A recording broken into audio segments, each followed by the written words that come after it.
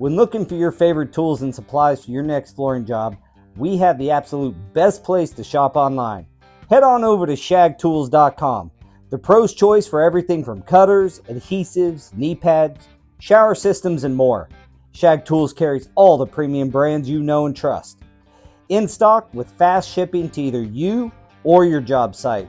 And right now, our new customers are going to receive 10% off their initial purchase using the code HUDDLE10. That's right, HUDDLE10 at shagtools.com.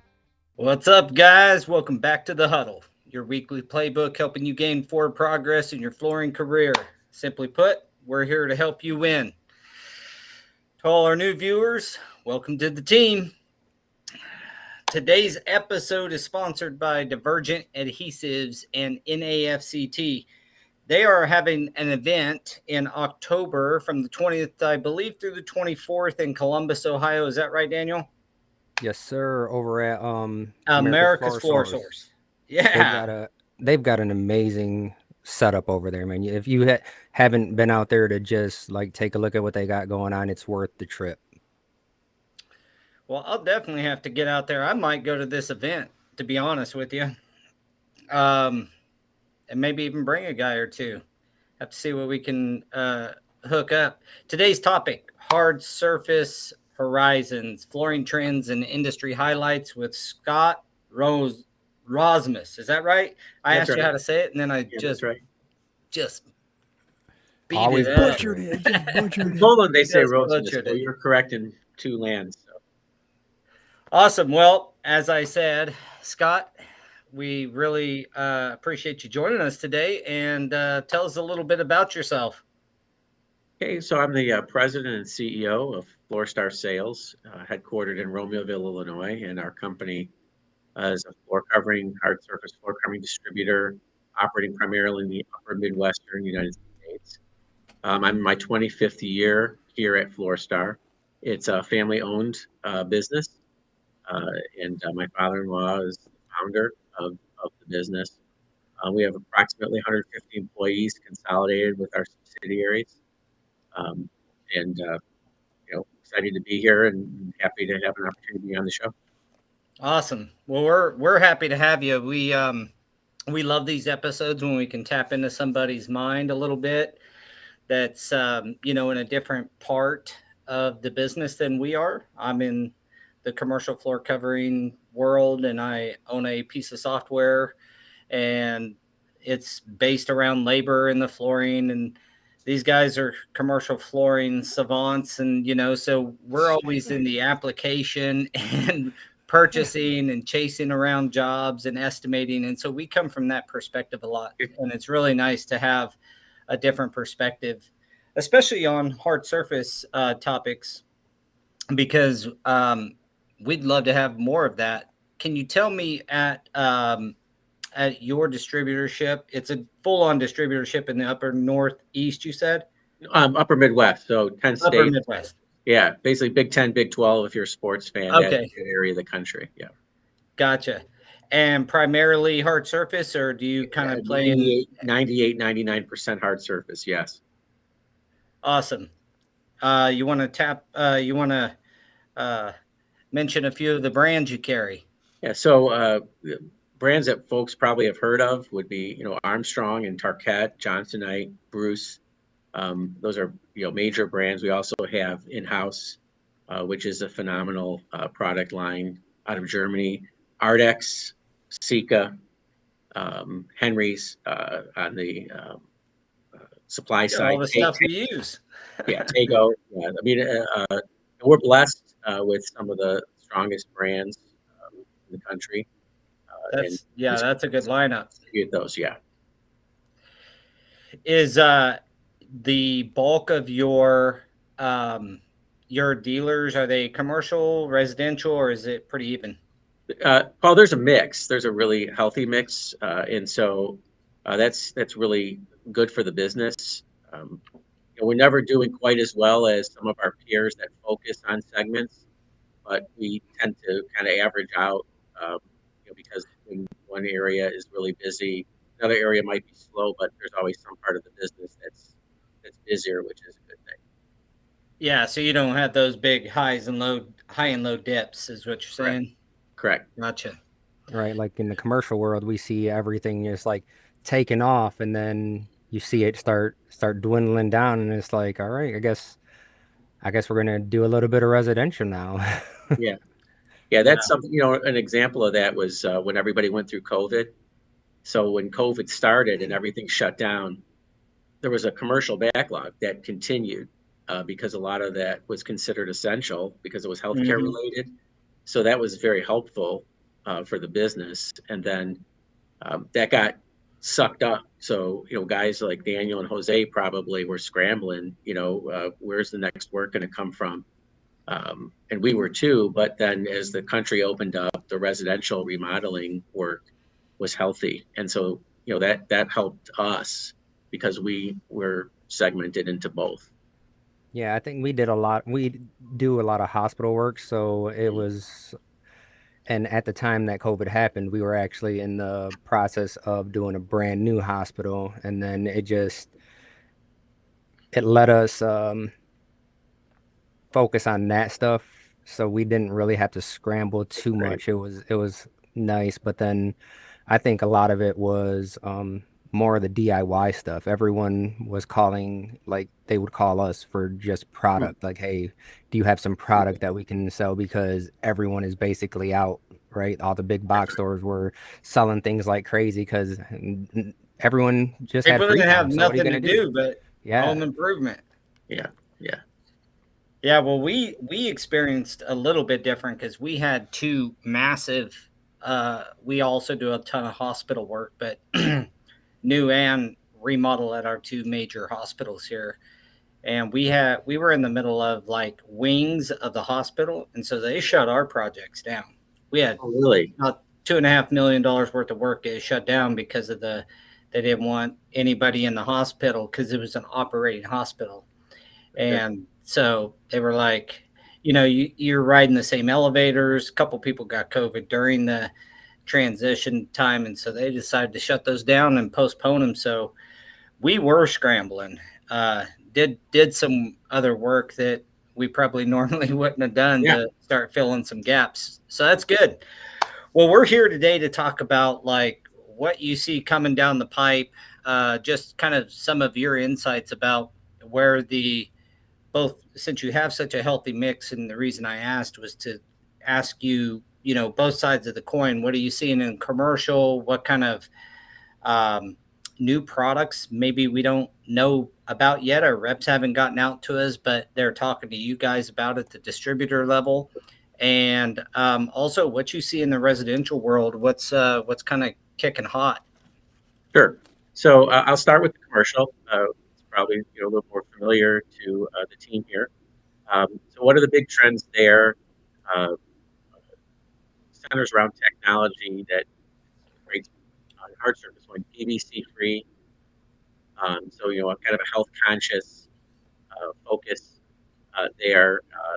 That's driven by a variety of honestly governmental entities asking for and demanding that. So it's kind of a very big trend in Europe. It's a big trend out on the West Coast with some healthcare systems and things like that, where designers and architects and end users are looking for that certainly as an option. So that certainly is a trend.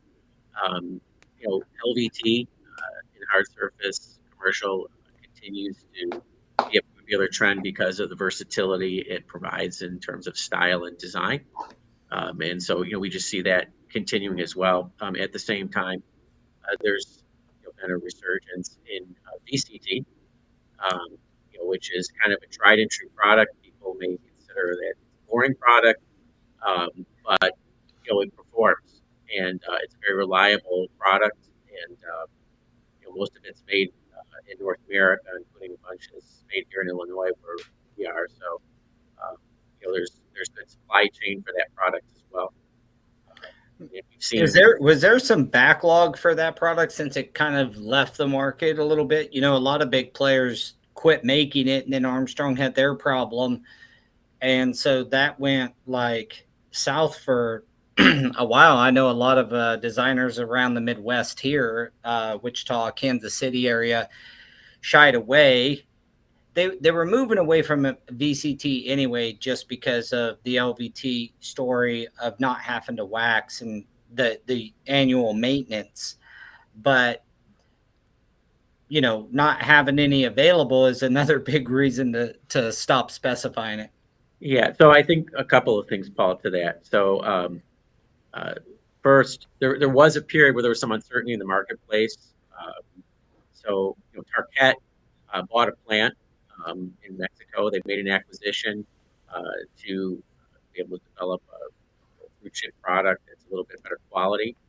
So there was a transition there, and then at the same time, relatively speaking, within a year of that, Armstrong declared bankruptcy, and so company AHF bought the assets and the brand, and in that acquisition acquired the factory in Kankakee, Illinois, where Armstrong VCT is made. So there was a period of uncertainty in the marketplace, but that was settled out 3 years ago, and I think that since then we've seen the category resurge because there is certainty and quality, reliability of supply. You made a comment about the maintenance and so forth, so it's very interesting. And I don't know if you guys encounter this with your clients, but sometimes this LVT maintenance story is sold to an end user, such as a school. Oh, you don't have to strip, you don't have to polish. The maintenance crews still come in and strip and polish. There's still that cost. And so that's kind of a misnomer when it comes to VCT relative to LVT. That there's this huge maintenance delta. In reality, that's not really the case because there's a certain amount of maintaining of a floor that's necessary in a commercial space, or any floor is going to look ugly and unattractive. So there's truth to that. Don't get me wrong, and there's some chemicals that are used in maintenance that sometimes people don't want being used to maintain certain types of floors. But by and large, if you have a commercial space and you have a floor, you got to take care of it. You got to clean it. You got to mop it. You got to work on it. So yeah, I think the annual strip and rewax is the main thing, but the delta is not as big as when I think we all seen the charts when LVT kind of first hit the market in a big way, where multiple manufacturers, I mean, it's been around for many, many, many years, but when everybody and their brother has an LVT now, as that started to happen, you got those charts showing you, annual maintenance at this dollar figure. Truth is that they're not figuring hardly any maintenance for theirs was the Correct. problem for the LVT side. And I'm a big LVT fan, but I also know what you just said, and Daniel was shaking his head like, yeah, when the thing that we found, even with like quartz flooring that doesn't necessarily have to be waxed either, is when you have a janitorial, I'll say community that has done things the same way for 30 years, and then you think they're just going to switch overnight and stop doing that. I can't count how many square feet of LVT is waxed right now, because you're absolutely right. No, you're absolutely right. The other thing too that sometimes is lost in the story is the VCT floors last a long time if they're properly maintained. And so there's a value to the school district, let's say, or the office complex, or the society in the fact that flooring is staying down and isn't getting ripped out and thrown in a landfill or things like that too. So there's an equation that has a lot of elements to it that people I think need to look at. Ultimately, there's a lot of reasons that one or another variety of flooring may be a correct choice for a particular end user at a particular time, but sometimes folks are kind of given boogeyman stories that aren't really accurate if you ask them questions. Yeah. Yeah, and there's certainly, if you want your LVT staying looking nice, you got to have a good maintenance program. Cleaning mainly. You don't have to wax it. I mean, I've got clients that have had it down for 10, 15 years, and they maintain it well, and it looks wonderful. But to think that you don't have to maintain it in some manner, you know, one of my clients uses like an ionized water, and so he's buying things too to Right. keep his LVT looking as sharp as possible. And Well, that's a and now they church, got so they the want it stuff to where look you great. can refinish the LVT now too. So Never strip, and they've come out with what's that other one? Um,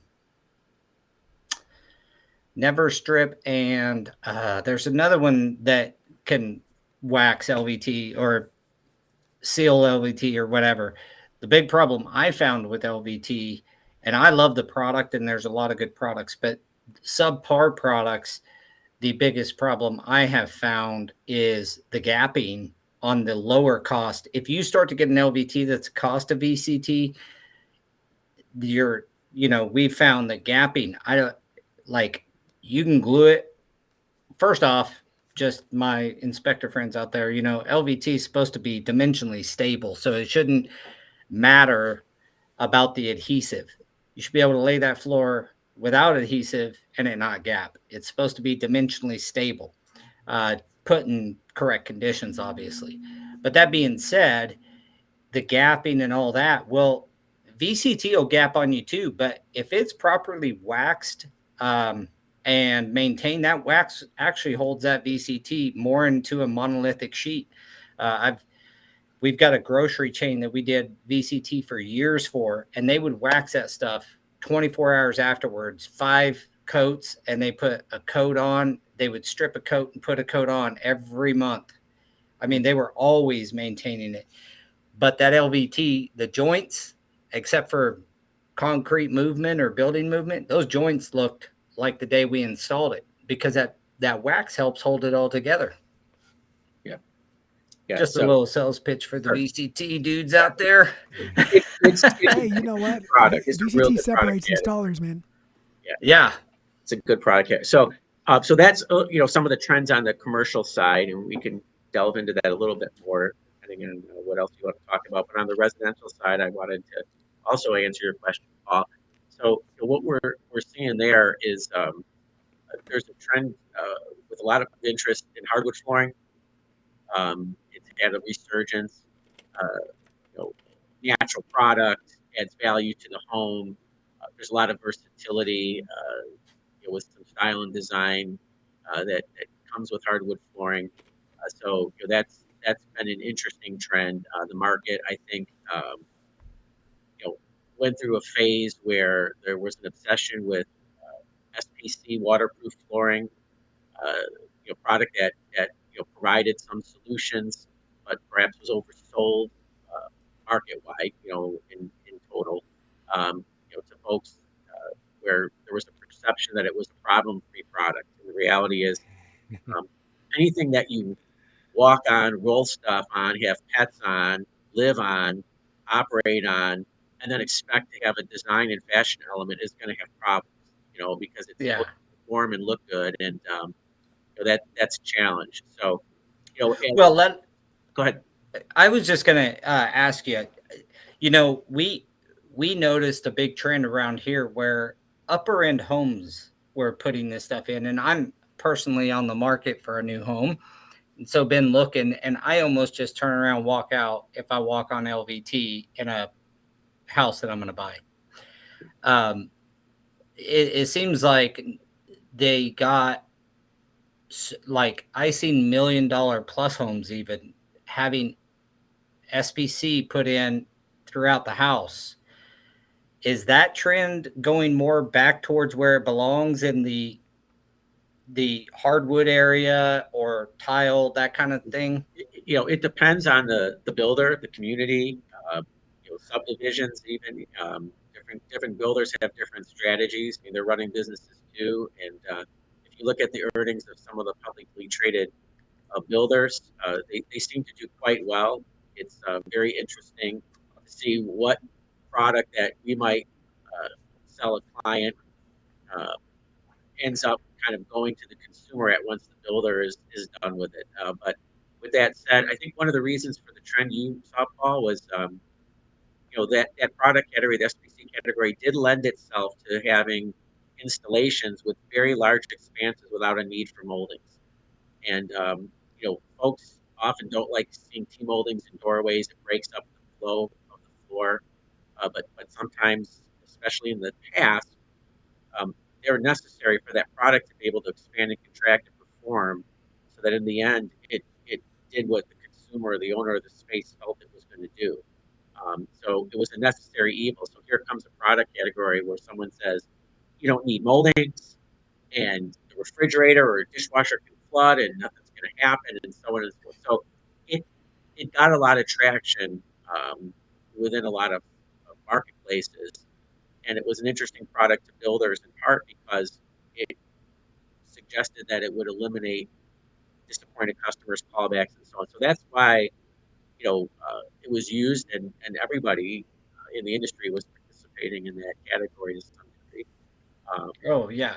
And then you just look back, like we talked about, like COVID and the DIY stuff and everything, and then just people, the installers not knowing what you can and can't go over, right? So I seen this picture on Facebook the other day, so I'm gonna share it because this hits home because there's so many installers that say, "Oh no, we can just go over everything with it," and then they go over some slatted hardwood, and then you don't realize that you're essentially creating a vapor barrier, and then that moisture has nowhere to go, so it's gonna go into the wood that's underneath, make it Swell bubble, it. and then Yeah.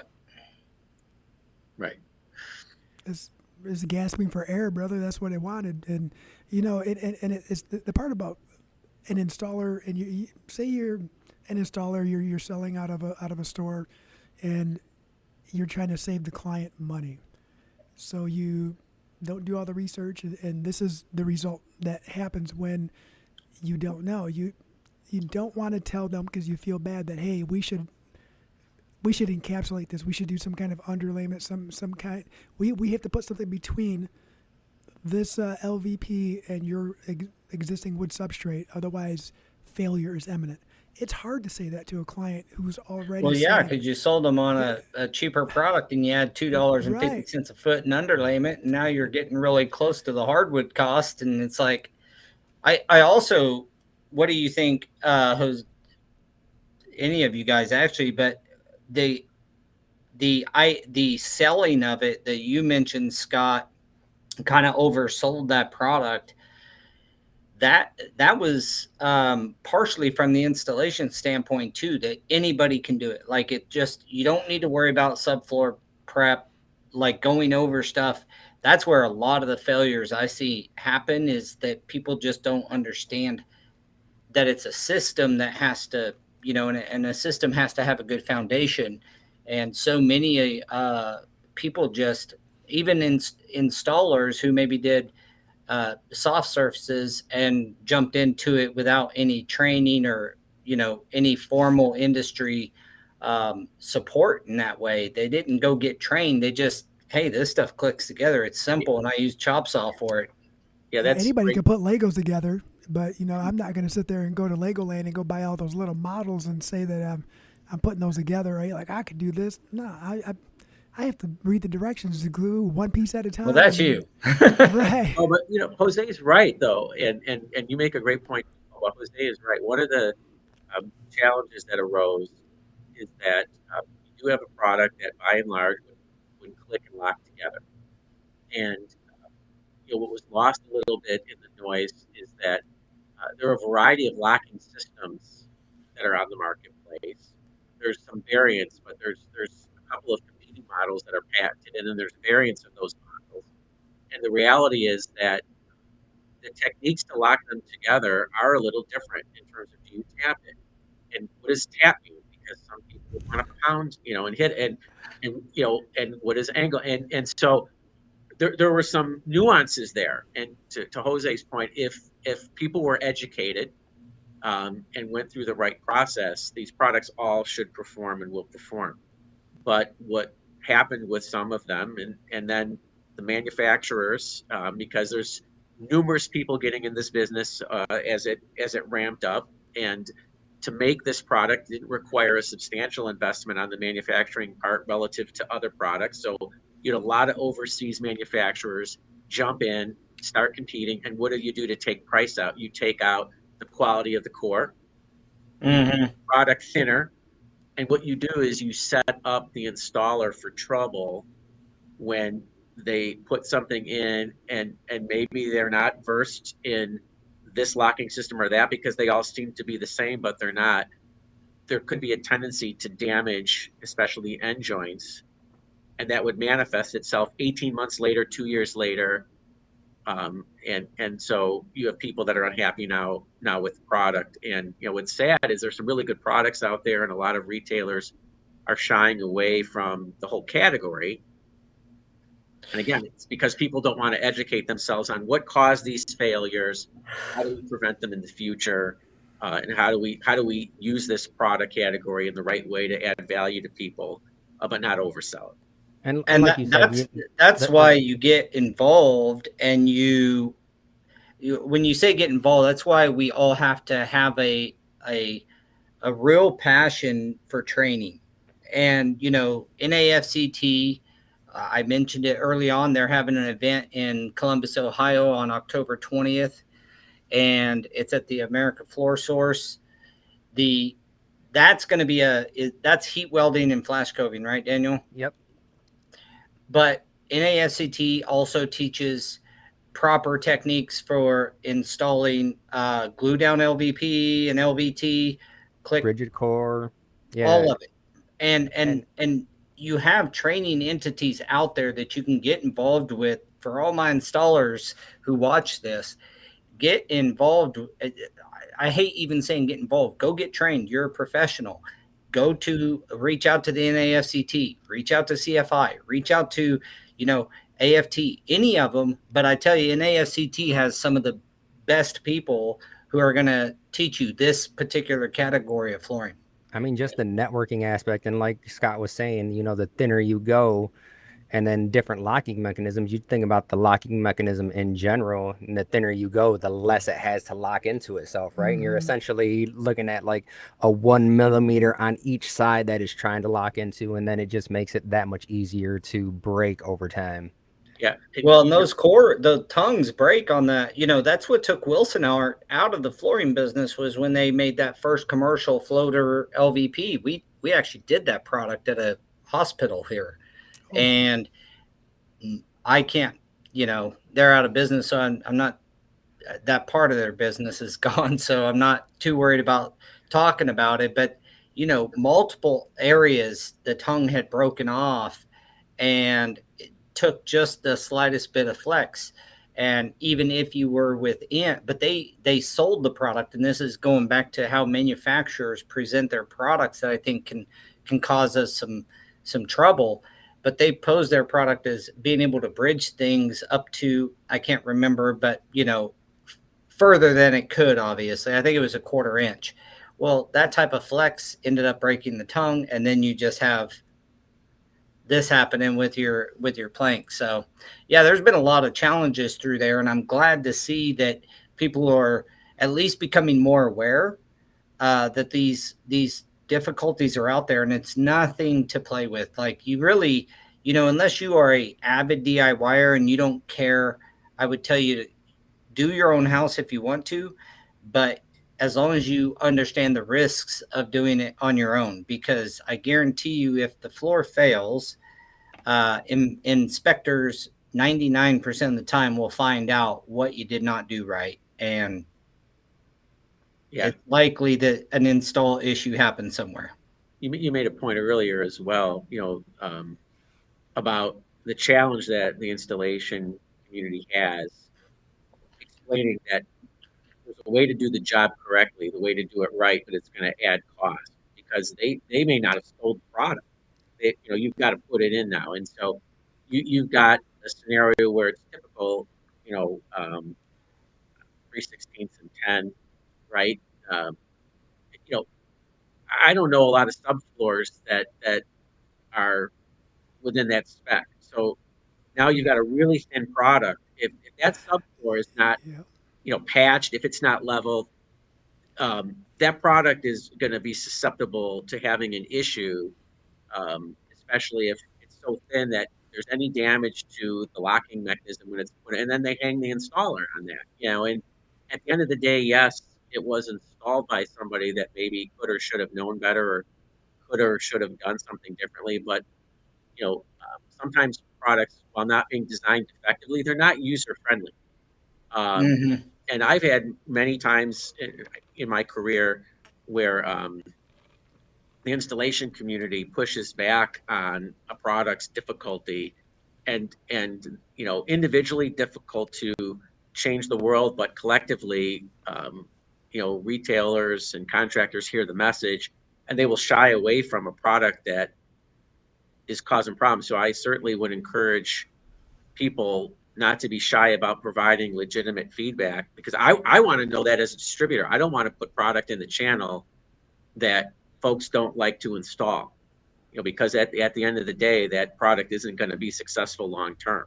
Uh, and so that feedback is helpful and should be desired. And if somebody doesn't want to hear that, that's something maybe to question about whether you want to get products from them, if they don't want to hear what the challenges are, how they can make them better, and so on.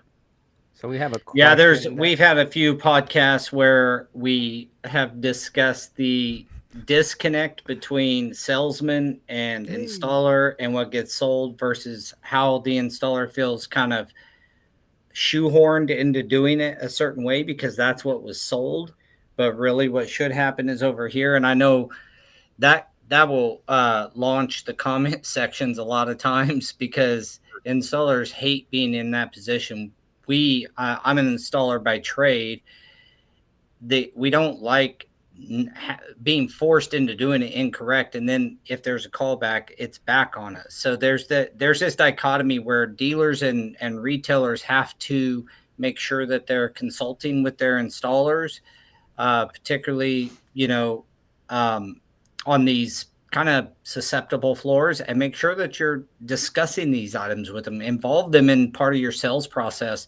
In fact, if you have a really talented installation team, you should be selling based on the level of quality that you are from installation, because we all know the product looks great on the rack, but the real value doesn't even get recognized until somebody puts their hands on it and does it right. So Daniel was getting ready to bring up this comment, but I'm going to get to that in a second. Since we are talking about the plank and everything, I did want to get with Scott on the resurgence of laminate. Like, what do you see there? Because I've been hearing everyone talk about just going back to laminate. Like, I'm not even doing guys, LVP anymore. I don't even know why. I'm only selling questions laminate. Down. Yeah. So I appreciate that question. There's a few reasons for that trend, and that is an accurate trend. Laminate is becoming more popular again. There was a period when I first started in the industry in the early 2000s. It was the alternative hard surface product. It was the hottest product. You had wood and laminate. So that's when Wilson Art was super popular. We were a huge distributor for them. And then what happened in that category was there were a lot of good suppliers, but the home centers got involved in that category in a big way. And no disrespect to them, but one of the things that they promote is price. When you sell something for a low price, you often take the quality out, and there were variants in quality that didn't perform as the category as people had expected it to, based on brands like Virgo, Wilson Art, and so forth. And so it became less popular. And one of challenges that laminate always had historically is that it has like a wood fiber core. And so the product would be susceptible to water. If water sat on it for even a short amount of time, a few hours, you could have the seams peak, and it might be irreversible. And so, like that, you'd have failures. The floor would expand. It was a floating floor. So if it got moisture in it, it could expand into that expansion space and fail. Not dissimilar to the picture Daniel showed. Okay, that may be a different type of failure, but the floors would look like that. So people shied away. Still sold a lot of it, but it diminished. It's resurged. Why? Manufacturers have developed enhanced core technology. And so now you have core material that can withstand lifestyle moisture exposure. By that, I mean the dishwasher, the fridge, the dog dish. As long as someone cleans it up, as long as someone isn't like wet mopping that floor, which people used to do as well. There's maintenance challenges back in the day. Today's laminates really stand up if they're from a reputable supplier. The other thing about laminate that sets it apart from, let's say, SPC is they're able to print the product. They're able to manufacture the visual layer. It's got more depth to it. It's more striking. And so it's a little bit of a stronger design element as an overall category. I mean, you could have very beautiful LVT SPC and very ugly laminate, because it depends where you are in the quality spectrum. But if you take an average laminate and an average LVT product, someone could make the laminate look more beautiful and more realistic. There's more you could do with it, right? So there's all these features about laminate that always lent itself to being an alternative to hardwood flooring for people with either budget or lifestyle issues back in the day. Those attributes remain. And in the meantime, the industry has figured out how to enhance the core. So you're away for the weekend, your refrigerator overflows, your floor probably will be okay, if you have the right quality floor with today's core technology. If you get water in your basement, there's an inch of water, that's a whole different, that's a different universe. Or your toilet overflows and Yeah, gets around the edges and gets underneath the product, all that kind of stuff. But it's a great laminate's a great product, and it is coming back. You've had some, the industry leaders have done a great job. Mohawk has marketed their product. It's Revwood's a laminate product, and a lot of people don't even realize that, they're buying it based on how it looks and how it's going to perform. And what's true of that product is true of a lot of the competitive products in the category, but they've done a good job positioning it, to kind of enhance the perceived value. Yeah, they've got some really good marketing over there at Mohawk. Yes. Yep. Yes. Yeah. A lot of money. That's where I was going to go with some of that. Provide a lot of marketing. So that's where I was going to go with some of that. A lot of purchases are based off of how well the marketing is. And you had mentioned the Revwood, and you're right. Their displays are a little bit better. The material seems to be a little more, it's thicker than your standard laminate or SPCs or rigid cores. So it appears to have a larger value than it might, I guess, in the long term. Now, if you tell somebody it's a laminate, they're going to say, look how thick that is. There's no way that's a laminate. What is that? 12 millimeter? What is that? And you're right. Presentation, accompanied with marketing, goes a long way. Well, and add a good installer to that mix, and you actually can have a really nice floor put in. 100%. Kevin brought, we were, I know that Daniel was trying to get this one out there. Kevin asked, what are the benefits of PVC-free flooring, and how will this help with dimensional stability issues? Yeah, so PVC-free is more related to the health aspects of the flooring, although there is a related story on dimensional stability as well there. So PVC is polyvinyl chloride. There is data out there that associates polyvinyl chloride with bad health outcomes for people sometimes, right? So you could do the research online. I want to be careful about making legal statements and so forth and so on. Sure. But PVC is not considered a healthy chemical. So particularly in health-related industries or people that have allergies, asthma, things like that, they're looking for alternatives, looking for very healthy floors. So a PVC-free floor is on average a healthier floor to some than a PVC floor because it doesn't have polyvinyl chloride in it. And if you think polyvinyl chloride is bad, or if it is bad, PVC floor doesn't have it. With that said, to Kevin's question, there are products out there. So, for example, there's a product from In-House. People can research it. It's called Icon. There's a sister product called Gallery. It's made with a substance called ceramide, so it's ceramic powder. And the whole product is made out of this powder. They print on it, so there's nothing that can delaminate. The powder is inert, and then it's combined with polypropylene, which is a healthier plastic, provides flexibility. It comes out of Germany, but that plastic, as made in Germany, it meets the German standards for toys. It's 25% post-consumer, and it's also dimensionally stable. It's an inert product. I mean, it's a 3-season room product. You can go 100 feet by 100 feet without transitions with that product. So their goal was to make it PVC free as a byproduct of how this particular manufacturer made it. They have a massive, an awesome dimensionally stable product. But just because something's PVC free doesn't automatically mean it's dimensionally stable, if that answers the viewer's Well, question. I think that's where like that question lies, right? Because once you just call something PVC free, it can really be made of anything else. Yeah, that's Yeah. what I was gonna bring Hardwood up. And flooring is there's PVC, also Right. Yeah. yeah, PVC it free just, hardwood floor. yeah, because really where PVC is typically going to be found is in a vinyl product. And it's a historic component of the manufacturing process. I am not a manufacturer, but as time evolves and as manufacturing techniques change, all these engineers that graduate from schools, they find alternate materials that will achieve the same or better performance without having some of the maybe adverse effects or challenges that historic components might have, and that's how you get products uh, like the product I talked about. There's a lot of sheet goods, commercial sheet that's coming out that's PVC free as well.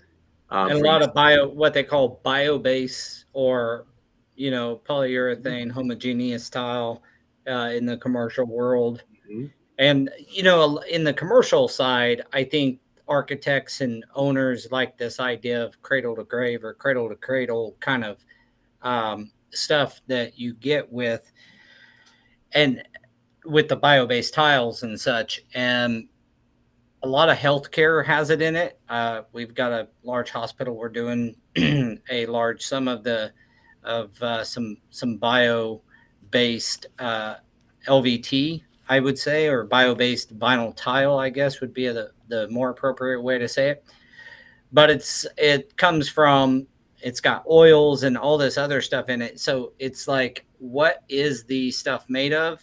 And then you get into adhesives and how those play in with all of this.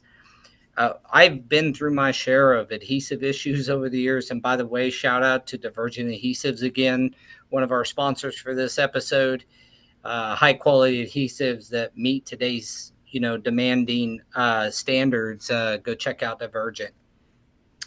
That being said, a lot of these new products, we used to take the stance of like, well, you can't tell me what adhesive to use. That's what, as a commercial contractor, man, we've almost exclusively just went with whatever the manufacturer's adhesive is anymore. We lose some margin because of that, because we would buy truckloads of adhesive for your pressure sensitive, or back in the day the thin spread for the VCT or such. But now with all these different manufacturing methods, and I would say I try to stay up pretty well on the new stuff, but man, I can't even keep up with it, and I just relinquish to buy the manufacturer's provided adhesive for that product. Yeah, that's a smart policy to avoid issues if there's ever a problem. It takes a question off the table if you use the supplier's adhesive. If someone has a go-to adhesive that they know, love, and trust, my advice for your listeners would be, if they want to use something, particularly on a larger job, a commercial job that is not the branded adhesive with the flooring, you can always ask the manufacturer if they'll sign off on that. And a lot of them will, if it's a reputable adhesive. Sometimes they won't for whatever reason. It's case by case, but that's another angle that you could consider. If it's a particularly large project, there may be an adhesive that someone has used and is comfortable with, that they believe should work based on its formulation relative to the manufacturer's. I would either use the manufacturer's adhesive or have them sign off on that, because if there's a claim, that's one finger pointing that can't occur then. Yeah, it's that, and I mean, we try to stay up on it. I know Daniel and Jose do as well, but I mean, we're not chemists, and at the end of the day, reading through a sheet, a MSDS sheet for an adhesive, trying to figure out if it'll work. Yeah, you can take those I don't know, calculated risks, and we've done it. We still have stocked pressure sensitive adhesive for your day in, day out kind of thing. But if you're dealing particularly in this new realm what we were just talking about with PVC free, bio-based tiles, this stuff, certain rubber flooring companies, you know, utilizing their rubber flooring adhesive. I think it's just a safer bet than going out on your own. And because we just don't know. I mean, rubber, you know, it's rubber is rubber, but you get into some of these other alternatives to LVT nowadays, and it's like you almost have to be a chemist to be able to make that call. And so be very careful is my cautionary tale to my Yeah, and my installer friends out there. I mean, we were You're talking right. to Robert last week, and that's what he said. You know, installers need to know this stuff, and we basically need to be on level with these chemists and scientists, and you need to know about Or at least concrete, you need understand to know how to about read it. wood, moisture. It's a lot when all the fingers are pointing at you at the end of the day. That's right. Yeah. And First, they part need of to the figure reason, out what happens if it fails, right? Yeah. If no one's ever being held accountable for the failures because of a system that they're being told to use from a flooring contractor, they're never going to learn. But you know, and they can change their name and file a new DBA if they're a proprietor. They can dodge a bullet, but it's integrity. How much integrity do you have? Are You you don't going to want stand that. behind that? You don't want that bang on your reputation. Right. What was you saying, Scott? I was going to say, you know, part of the reason that there's, I guess, a push to use that recommender, the branded adhesive, responsible manufacturers, they do test it. They do test it to make sure it's compatible with the flooring. You know, so that is, you know, a valid reason. It's not just the reason you stay out of trouble is they've tested and pre-approved it. That's why I made the reference to, you know, you could always ask the supplier if there's a different adhesive you want to use, because many times the manufacturer of the flooring isn't actually manufacturing the branded adhesive that goes with their flooring. It has the same brand, but an adhesive focused manufacturer is making that and then just putting it under the manufacturer's label, which means there may be an alternate out there in the universe that people know about but won't publish that is acceptable because it's a very similar or the same formula. Again, I'm not on the inside of the manufacturer. I'm not saying it's identical, but I can say that over 25 years, we've had suppliers approve adhesives on big projects that weren't theirs, but they might want to test it. They might want to go through a process. So you have to build that into the timeline as well if that's a route someone wants to go. Yeah, and you can fight that. A lot of them, I mean, Kevin brings this exact point up about, is it even legal for them to make you use their private label? I mean, the large manufacturers, your Parabon, your Royal adhesives and your Mapes and such, they make most of the adhesives for everybody, but they will specially make it. I mean, I have literally called Mape to find an alternative to a manufacturer's stuff, and they're like, we can't sell that. Yeah. We do make it, but I can't sell that. And whether it's legal or not, Kevin, I would say is not what I'm talking about. I'm saying the headache and working through a claim process with another adhesive is just, with an adhesive that is not the manufacturer's recommended adhesive, is just a headache. It's not that they can force you into it, because I think that has been fought multiple times. The adhesive manufacturer, whoever you bought it from, a lot of times will come to bat for you, at least from that aspect. Now, whether or not it's installed correctly, that's a whole different deal. But from the aspect of whether you can use their adhesive for that product or not, your adhesive manufacturer will go to bat for you. However, you still it's just the nasty fight that I was talking about that I try to avoid by just using their adhesive. Yeah, and to address Kevin's question, to clarify in case something I said I came out wrong, what we were talking about was not that the manufacturer, let's say Armstrong or Tarkett, they wouldn't insist that somebody use an adhesive that wasn't branded Armstrong or Tech. So if it's an Armstrong floor, Armstrong is going to say use an Armstrong branded adhesive. This adhesive goes with this product. Tarkett will say this adhesive goes with this product. If you use them correctly, you will be fine. We will stand behind it. What I was referring to is that sometimes the installer may be comfortable with Sika or Henry's from Ardex or Mape or whatever reputable brand of adhesive they use on all their jobs day in and day out. And they may want to bring that adhesive onto a project with, let's say, an Armstrong floor, a Target floor, some competitive product floor. Before you would do that, I would always make sure that that manufacturer is comfortable, even with a reputable brand that is not their own, before you install, particularly something large where there's an exposure. So to the extent that I didn't explain that correctly, hopefully that clarifies it. Yeah, I think we all know that the flooring manufacturers don't always make the adhesives, and very rarely make their own adhesive. But whether or not you go outside that, getting their sign off is what you're saying. Like, no matter what adhesive you're using, as long as it's a reputable brand, getting a sign off from your manufacturer is just one more. It's a little extra effort ahead of time, but man, can it save you some headache in the future? It's better to do it ahead of time than to do it in the claims process, because then you're scrambling for information, right? Yeah. And if it's a big project, you might need to have a lot of people signing off on that if you're gonna, really want to make sure that everyone's comfortable. So again, what we see is we measure the amount of time that the branded adhesive is used, and it's not used as often as we would like to see. And whenever there's a claim, that's one of the first things we worry about, right? Because if a supplier's adhesive wasn't used, they're going to justifiably have questions, and then that starts to be uncomfortable, right away. Well, do you guys get asked all the time, Daniel? Because we get asked almost every order, where's your adhesive? If we are not ordering the adhesive. Oftentimes we're not ordering the adhesive when we order the product because you already have some from in we either have it, or it's the project itself isn't gonna, like, we're not gonna be on the project installing, but we want to get it in house.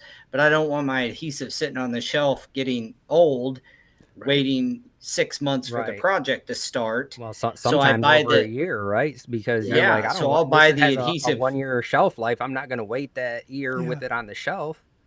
Yeah. So but I get that question almost every time I order from one of the manufacturers. Not usually if it's a distributed product, but if it's a manufactured product, or manufacturers, like a Nora or a Eco Surfaces or a Shaw or a Pat Crep, like you're buying direct from the manufacturer. They've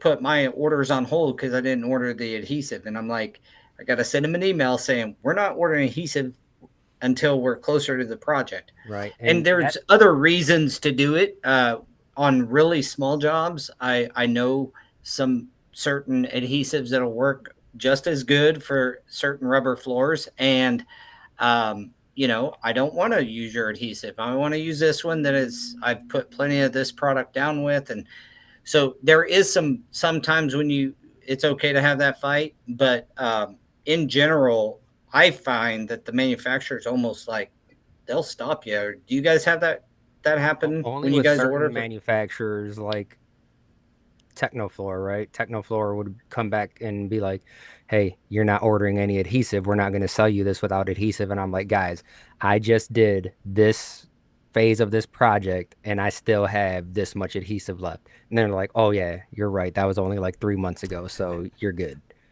Yeah. Well, that's so there's a big push. I guess the point is there's a big push from the manufacturers to use their product. And Scott pointed out why. I mean, they have done the testing. And of course, it's not like unless you're going to do a long-term test, and a 24-hour bond test is not a true test of whether or not it's going to stay, from the aspect of if it's the right adhesive or not.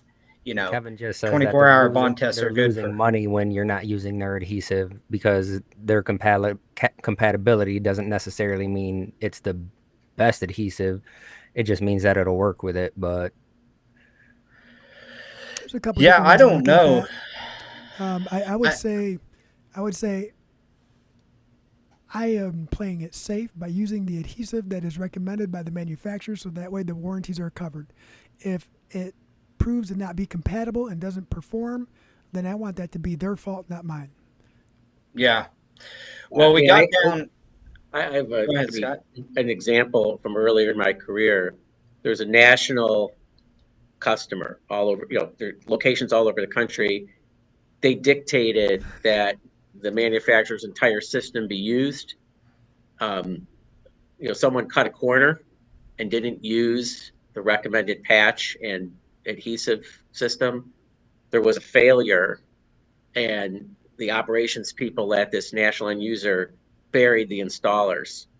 I mean, the installation company ate all those floors because they did, and it was like no, because it was in the contract that, so that's a little bit of a different example because the customer was requiring it. But the reason the customer was requiring it because it was, if they had a problem, they were going to bypass everybody. They were going to bypass the installation firm, us. Yep. They were going to go right to the manufacturer and say, hey, this was done by the book, fixed, you're dealing with getting this fixed. And once that equation didn't exist, so I'm saying you got, Kevin's point may be valid, right? That somebody may make a superior product and the manufacturer is compatible, but the manufacturer has done the testing or standing by. So like I said, in Kevin's example, if there's a superior, ask the supplier to sign off on it. They may do it. I mean, I've seen them do that. I've seen them do that, but you've got to do that way ahead of time because there's a process involved. You can't wait until it's ready. The job's ready to go. It's never going to happen. So I'm going to do a time check here just super quick. Are you okay to go over a little bit, Scott? I am. If you guys are, I know Daniel wanted to talk about career opportunities and so on. So yeah, I wanted to make sure we had time for. I'm happy to. Yeah, so okay, awesome. I just want to leave. I got a couple that minutes extra. I got to conversation. drop off my son's football gear because he left it in my truck today, and they moved practice up. Family first. So just to end this one, we're not saying only use this. If you're comfortable with something, by all means, if you want to use that, just get an okay before you do, right? Because they are, like Kevin works with Robert's QEP, and so there's systems that people have. We use a lot of Utsine, and if you build that system, if you just look at the hard tile aspect, if you're using one system all the way through, you get a way better warranty than if you're piecing things together, and it's kind of like the same thing. So that's right. You're right. We're not saying don't use what you want to use, just get an okay just be aware. Before you do it. Just be, Well, there's a reason everybody has that term. Everybody calls their system a system, right? Well, we have a system for that. And if one individual, one manufacturer was better at making an entire system, then we'd be installing Roberts from subfloor, substrate prep all the way through to the finished product, right? They would have hold on the entire thing. Unfortunately, different manufacturers are better at creating different systems, and I'm okay well, there's with that. competitors out there for a reason. Yes.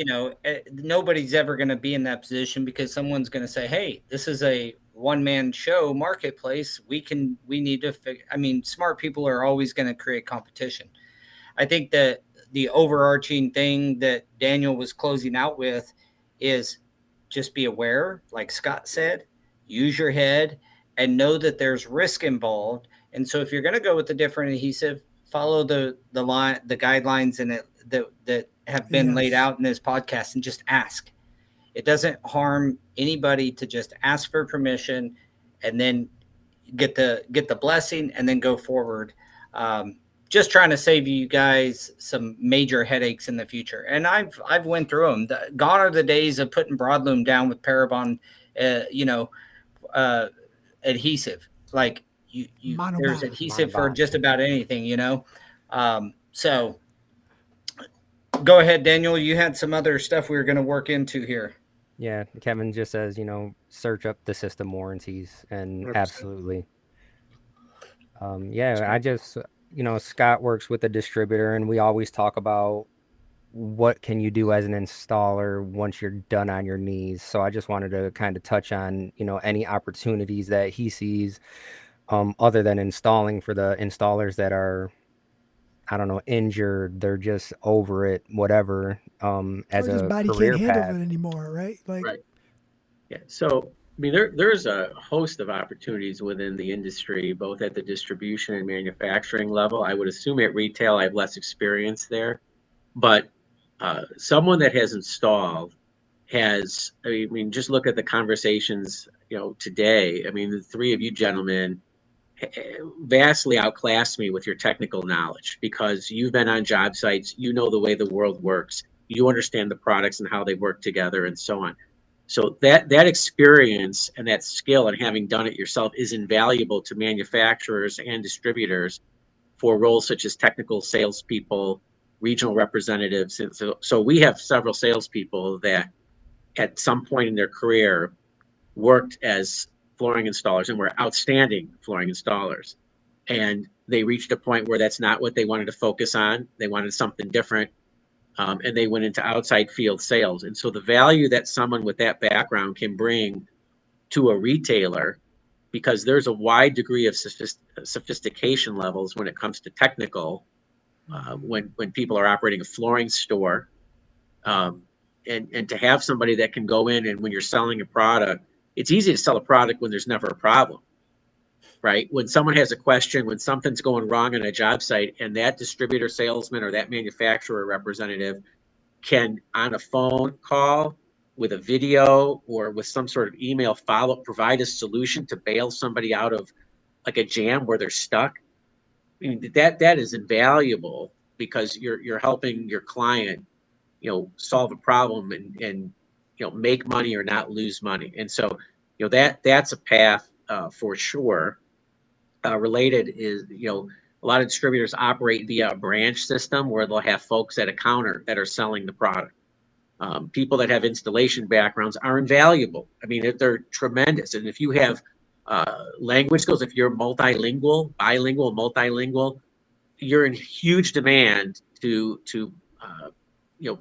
fill that role, because you're able to provide solutions to people that are coming in often day of, or it's Friday, I'm doing this work on the weekend, or I'm going to be doing this work next week. They want someone that they could talk to, know, see, and trust, to help them. It's one thing to have the product, but here's the right product to use for this. Here's the right product to use for that. And so there's a variety of opportunities there, and people are looking for that all the time. I have peers that are desperate. I think distributors miss that a little bit. The value of counter knowledge, like somebody who really knows their stuff at a counter. We had a distributor here that I went to all the time when I installed, because they had a guy that was an old installer that was absolutely fantastic at working through issues. Sometimes just go have coffee with him on Friday morning and talk through, some complications. Yeah.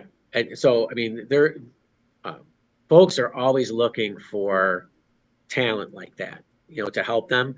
The challenge, of course, is if you live in Chicago and I'm looking for somebody in South Dakota, then you have to make a choice, because somebody may not be looking for a particular skill set at a particular time.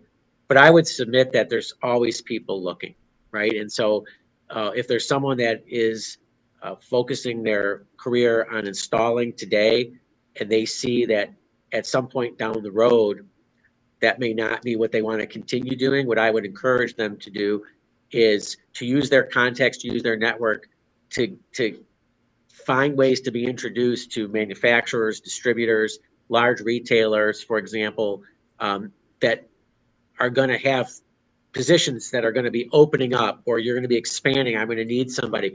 If the business knows that in 2 or 3 years, when I'm going to be growing or making this move, Daniel is looking to do X, Y, and Z, there could be a runway, from the installation focused career to a related career where, maybe there's less stress on the body, or there's a different challenge that someone wants to pursue. And that's what I would encourage folks to do is, build the network, build the contacts now. And then as your plans change, you can just let your contacts know, and they'll come to you with positions. I mean, there's a shortage of skill out there, both to install and then to explain to people how to install. Yeah. That's pretty awesome. Can I recap some of the headliners? LVT is not the cure-all for all flooring. SBC. Laminate's making a comeback. Hardwood is resurging. I heard that from the NWFA as well.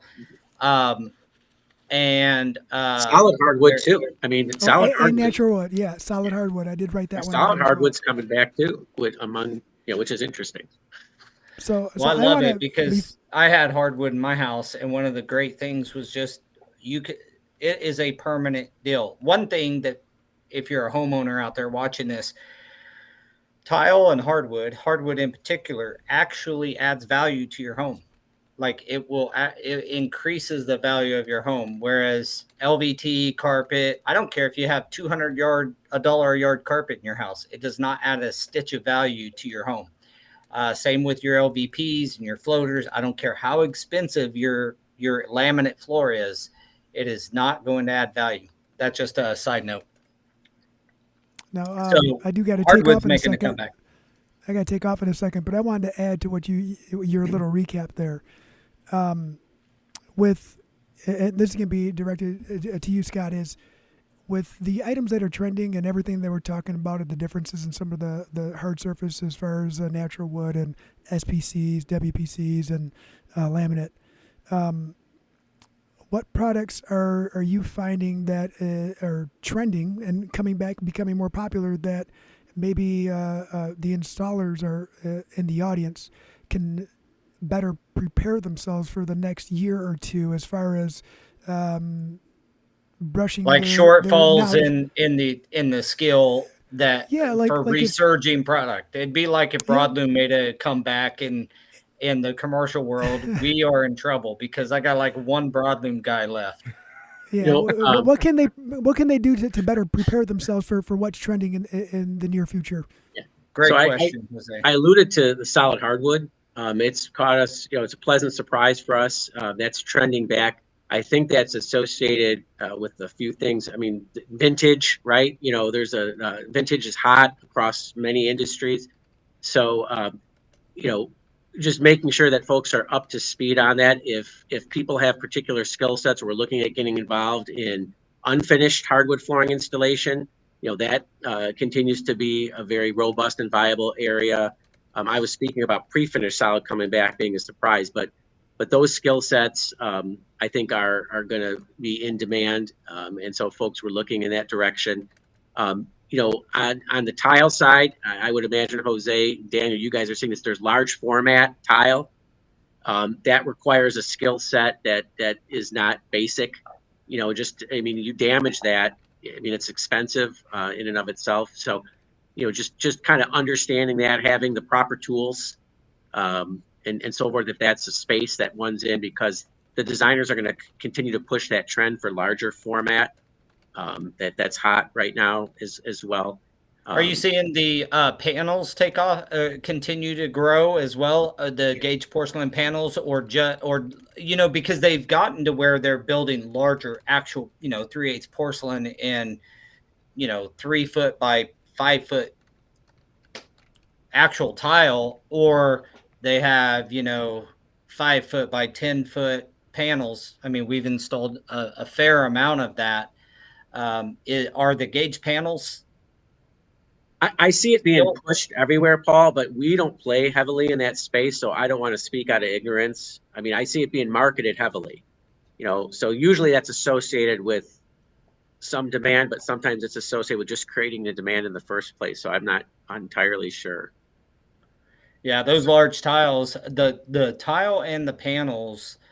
We were talking, just to continue addressing what you brought up, Jose. Scott's saying there's a increase in wood and hardwood, solid hardwood in particular. So get with the NWFA. If you are a installer out there and you want to add another skill set, make sure you're starting with proper industry standard training.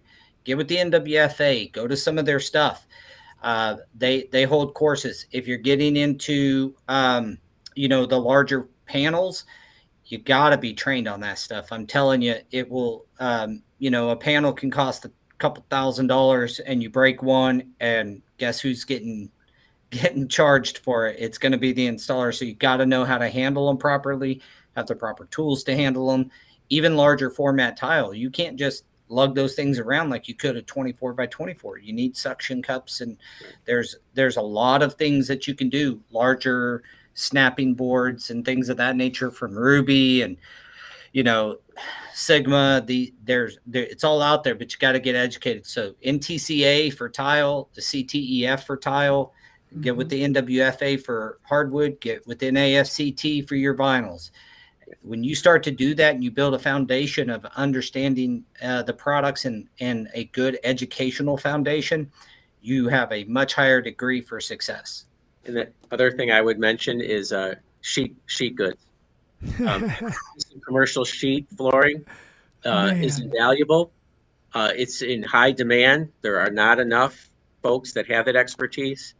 And I've yet to see an operating room that is not going to have a flash coved commercial sheet floor.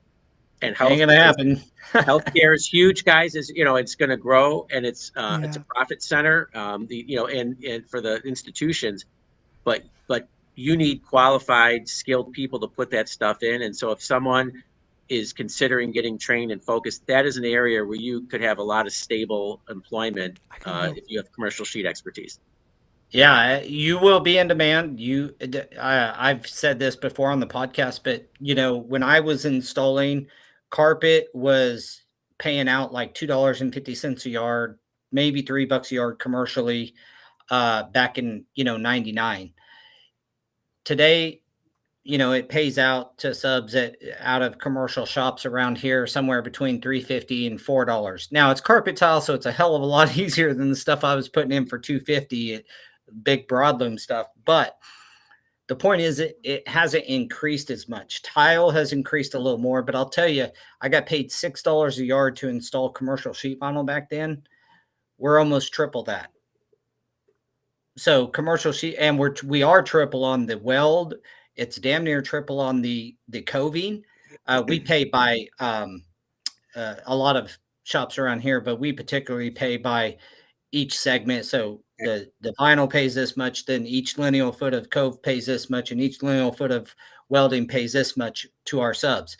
And our in-house guys, it's indifferent, our W-2 employee guys. But for our subs, that has paid out, that has increased greatly because of this demand you're talking about. And there's just so few of us. So don't forget, if you're watching this, you want to learn some sheet vinyl expertise, you got to get down to America's Floor Source in October 20th through 24th.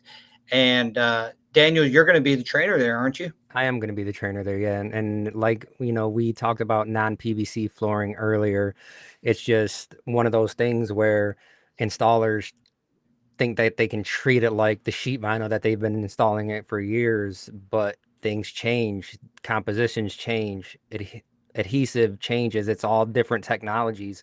So now we're kind of at that turning point where we were already in need of installers, and now things are changing to the point where a non-PVC is being installed like a linoleum or a rubber. So it's kind of a specialty thing, even more than a vinyl. So you want to get trained, so that way you're not showing up to these jobs and you don't even do vinyl, and now you're doing something that's even more difficult than a vinyl would be. So just expand your knowledge. It's a real craft. It's one of my favorite things to install, just because it was so much in demand. At the end of my install career, that's what I really wanted to learn and get good at.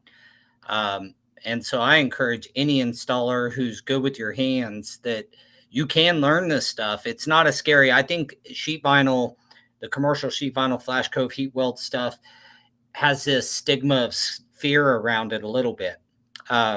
So if you are good with your hands and you understand floor prep and stuff, you're about halfway there. Get to some courses. This one that Daniel's putting on, I guarantee is going to be a banger. So it's worth your time and effort and money to go get trained. You'll make the money back very quickly if you get trained properly. Yeah. And well, Scott, thanks for hanging with us so much longer. We went over a little bit here, so thanks for hanging in there. Super appreciate the conversation. And a final mention for our sponsors today, Divergent Adhesives and the NAFCT. We've mentioned them multiple times, great companies. NAFCT is putting on this training in October. down in Columbus, Ohio. So make sure you get down to that. Reach out to Daniel, scan the QR code, like get in touch with us, and we'll get you at that training. So want to thank all of our audience for the comments. Sorry we didn't get to all of them, but we were deep in conversation. And give us a thumbs up. Check us out on on YouTube. You know, make sure to interact with us on our socials. And we super appreciate you guys. You're why we do it. Scott, thank you so much for joining us today. And hope to have you on again soon. Thank you. And if you guys aren't getting stuff from Floor Star and you're able to, make sure you're getting with your local rep, so that way you can. I mean, we were at your guys' warehouse not too long ago. It's crazy organized in there. I don't know how you do it. Thank you. Awesome. All right, guys. So we will catch you guys next week. And until then, we'll see you. Thanks, guys. Thank you.